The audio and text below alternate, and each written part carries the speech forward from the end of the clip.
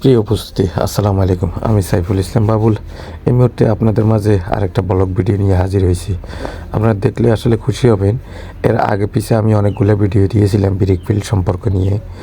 এই মুহূর্তে আমি আপনাদেরকে যে ভিডিওটা আমার স্ক্রিনে আপনারা দেখতেছেন, আপনারা জানেন এর আগে আমরা আমাদের যে নোয়াখালীতে আসলে ইটভাটাগুলো ছিল, এখানে আসলে মাথায় বোঝাই করে আইনা তারপর আসলে ইটভাটার ভিতরে আসলে বোঝাই করা হতো, তারা মাথায় করে আনতো।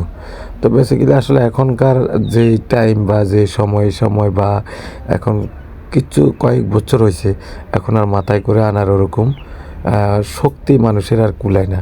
এখন গাড়ি দিয়ে আনতেছে, দেখেন আমি দেখাচ্ছি আপনাদেরকে গাড়িগুলো, এবং গাড়ি দিয়ে কীভাবে ইটগুলো মারতেছে।